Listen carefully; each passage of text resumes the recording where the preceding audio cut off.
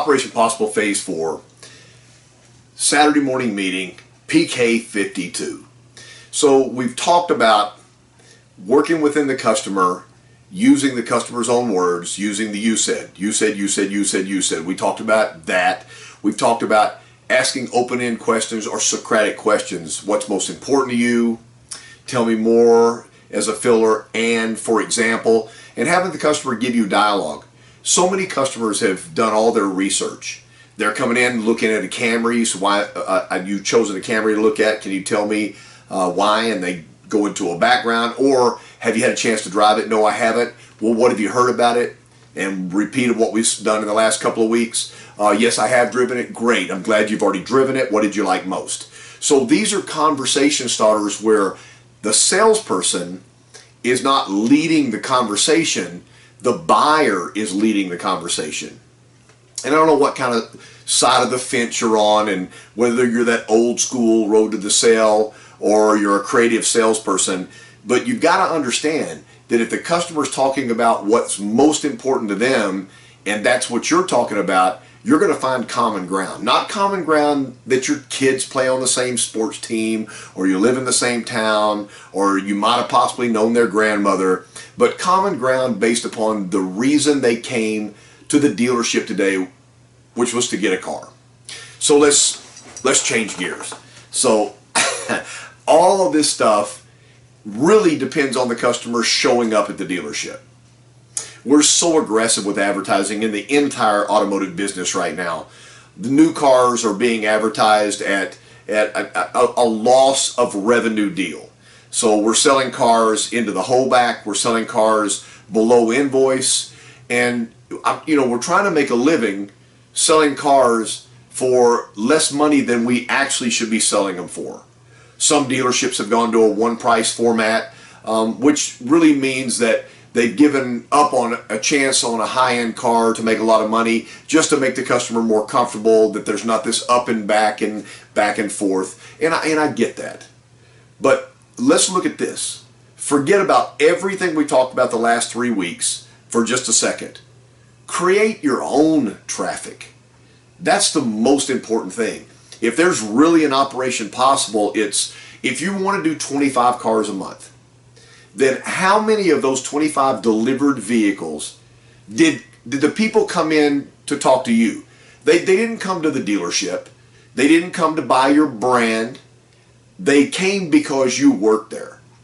So initially when you start looking at this factor, 25 of the cars sold, maybe 23 of those cars sold were traffic to the dealership from advertising or the location of the store, and 2 of them you met on the outside or you had a referral.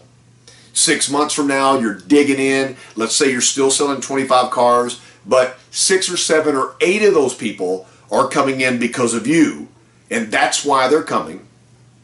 And then the rest of them are dealership traffic up. What you'll find is when somebody's asking for you by name and you know they're coming and you've done the work prior to them coming in, then the job is much easier than trying to meet somebody that's already started the conquest of trying to find a car and they've been to 4 or 5 other dealerships and they just really feel beat down. So I'm going to frame it like this. I had a good conversation this week while I traveled in Virginia and Maryland. And I guess the conversation is, if you were applying for a job, forget about what job it is, but you're applying for a job, the first thing you'd have to do is do a little research on the company that you were going to go to work for. I mean, I'm not asking, are you trying to get something to do for the next 2 weeks? I'm saying long-term career. So you do some research on the company before you go and interview. The companies ask you to fill out some kind of resume or some kind of work application, and you did that the best you possibly could, making yourself look in the best light. So you took some time filling out that or putting your resume together, maybe having a couple of friends or some people that know what they're doing read your resume and make sure they cleaned it up so it's just really professional. Then you and the company get together and you have that first meeting and you're feeling them out, they're feeling you out. You're kind of anxious, you're excited about the possibility of getting the job, and they're really trying not to make a mistake and hire the wrong person because they're filling a position where somebody's either left or they didn't work out. So both places are tense. But think about how much research you've done and preparation you've done for interviewing for this career job. It's the same thing. The customers hit you with an email. The internet department gave you that lead. Let's call the customer Mr. and Mrs. Johnson. So what I've done is I've got a Wednesday lead for a Saturday appointment. They may come in, they may not come in, but I'm going to do everything in my power to get them to come in. The first thing I'm going to do is I'm going to find out what they were interested in, and I'm going to go out as fast as possible, and I'm going to do a short little 90-second or less video. Hey, I'm KC. This is the actual vehicle you called on. Real quick, here's a second vehicle I pulled up. These are almost identical. I don't know if you saw the other one online. Both of them are very similar. I've got both of them. I'm very excited to see you guys at 10 o'clock on Saturday. No matter who you are, you should be doing that every single time. The more comfortable the customer is with you when they arrive, the easier the yes is going to be. So let's say we all agree on that. That's just like when I'm looking up the information to fill out on my application, or I'm putting my resume together. That's what that stage is of the sales process. I'm putting a resume together so that the people that are trying to hire me, which is your customer, can look at all the information prior to me coming in. So resume. The next thing I'm going to do is I have these people's name. They've hit us on the internet. I'm going to do everything I can to find these people on social media.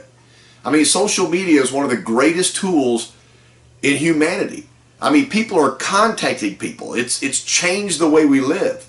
Mr. and Mrs. Johnson have a Facebook account. I look at him, I find out he's a career employee. He's been on his job for 38 years. She's a school teacher. I look in the, they've got grandkids. And I mean, now I'm familiarizing myself with the company that I'm interviewing for. Because I'm basically interviewing the customer when they come in and trying to fill their needs. But what I'm going to do is I'm going to do a little prep work because I have the information available possibly on social media. Some of you have never really thought about this. Wednesday to Saturday, you're just waiting for Saturday to happen. You set an appointment at 10 o'clock in the morning and you really hope they come. I'm saying take a couple extra minutes and see if you can find them on social media. Now they know a little bit about you and you know a little bit about them. I'm going to end this part of Operation Possible Phase 4 by saying you've got to feel like being prepared for that interview with that customer is going to put you in a better position to sell the product. You guys know how much I believe in Toyota. Let's be honest. Toyota makes the best product for the money ever. There is some really good cars out there. But nobody has ever been disappointed when they bought a Toyota. Nobody's ever taken a Toyota home and the family goes, man, that was stupid. Everybody in the family says Toyotas last forever. They're great cars. They're worth a lot of money. When you resell them, everybody knows the value of a Toyota. So let's assume that all the customers know something about the value of Toyota. So the real value of the car deal is going to be you. The bigger you make it, the bigger it is. This is Saturday Morning Meeting, Operation Possible, Phase 4.